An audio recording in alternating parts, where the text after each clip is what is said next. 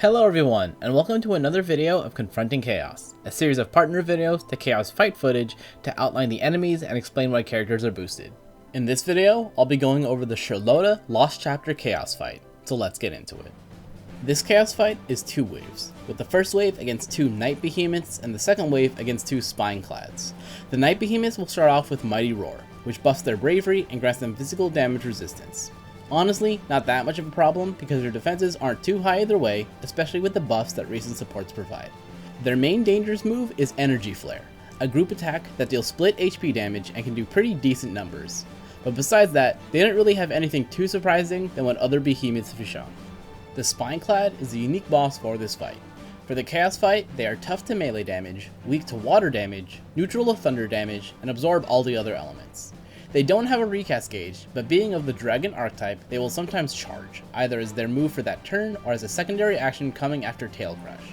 Charging grants them 6 buffs, bravery, and invisibly raises their attack and defense while charging.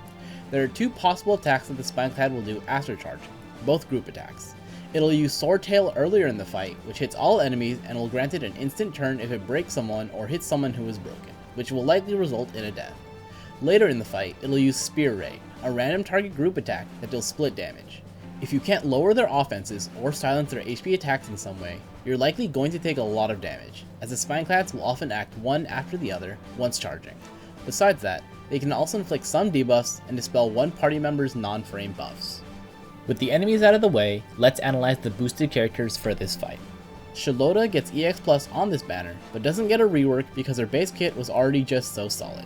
Her role was and will continue to be an aura support, and her EX Plus just improves this. With her base kit, she provides healing, battery, and a high burst damage skill that doesn't use up bravery besides her own. Her EX, which was and still is her main selling point, reduces enemy bravery to 20% and grants an aura that raises HP damage dealt similar to Kai'Sa's launch effects.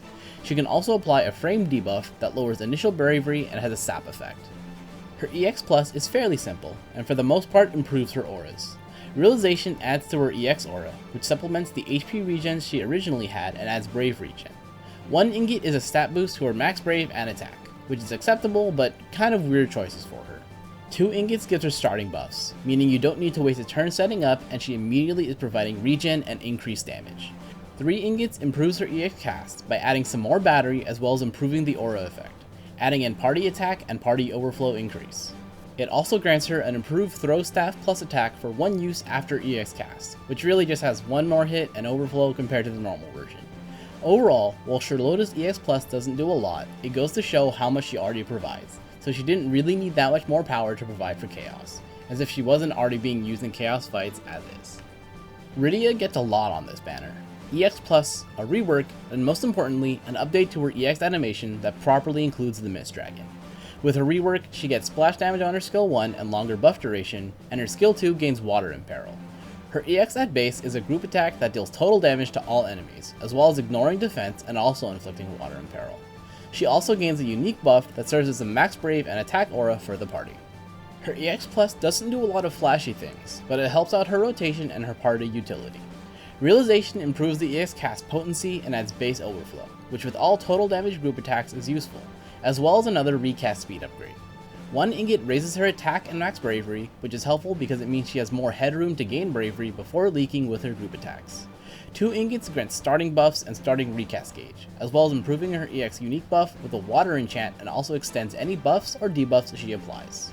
3 ingots improves the EX cast further with more strength, hits, and overflow, and also improves her basic attacks so they both have 3 hits and are base water elemental, meaning they're further enhanced by her own water enchant. Seymour is not great, honestly. He got his EX Plus a few months ago, and even then he wasn't really much to talk about. He can apply a large amount of debuffs, which is great for getting rid of the Spineclad's buffs, but there are other characters who can do that job and provide more to the party. His base kit is a multitude of HP dumps with a few brave hits in between, and while his ability to chain his skills together is very neat, the fact that it relies on HP thresholds means that for the beginning of the fight, the man's basically running at half power. His EX isn't even available on this banner, so really just don't bother with him for now. As for the team I chose, here's the breakdown. Sherlotta, as mentioned earlier, does everything she needs to by being an aura support, so she mostly just stands there, throws some staffs, and floats around sometimes. Her realization doesn't add too much, but the extra brave and HP regen is nice and adds onto what's provided by the rest of the team.